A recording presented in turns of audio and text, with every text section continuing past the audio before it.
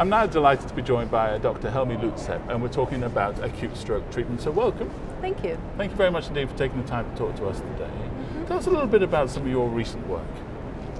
Well, much of my work is as part of a team doing clinical stroke trials to try to improve the ways we can treat the strokes, especially severe ones.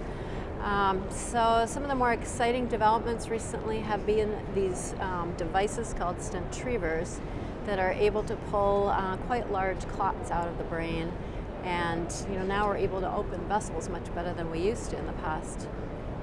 What are some of the main areas that you're working in acute stroke treatment? What's next?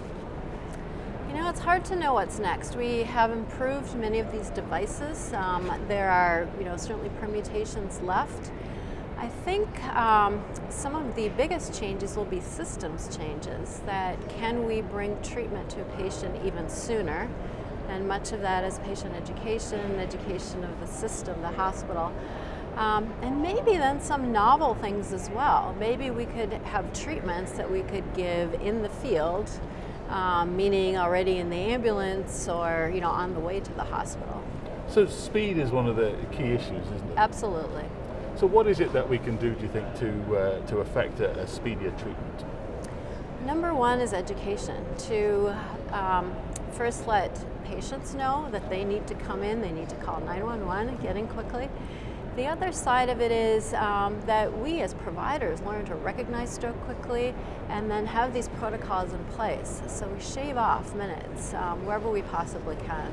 Minutes matter. Absolutely.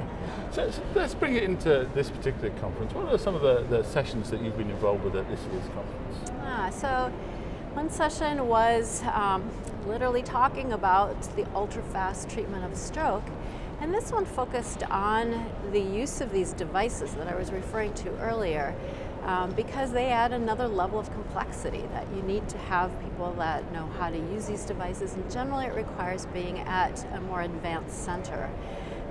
So we discussed the fact that stroke outcomes are better if you treat more quickly, and that's been shown with the heart as well. Mortality comes down if you treat quickly. And then ways in which that can be done, practical ways to reduce the time.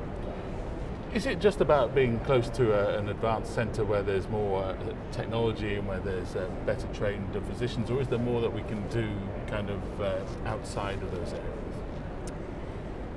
It's a little bit of both, honestly. We should have hospitals available to every patient that can get the initial treatment started, which is the IV TPA. But then I think that we should also work on having better systems in place. And we were talking about maybe not going to the smaller community hospital for the more severe stroke. Maybe bypassing and going to the center that can provide all that care so that we don't lose time in the transfer. And this particular conference is important, right? Because it's an opportunity to network, but also to find out about some of these latest developments. Oh, absolutely. It's really, I think, the best conference for sharing stroke research. And I don't know, it motivates me to hear other people talking about these things, and it gives me ideas on where to go next, essentially. Well, thank you very much indeed for taking the time to talk to us. Yeah. Hope you enjoyed San Diego and the rest of the conference, so thank you. Thank you very much.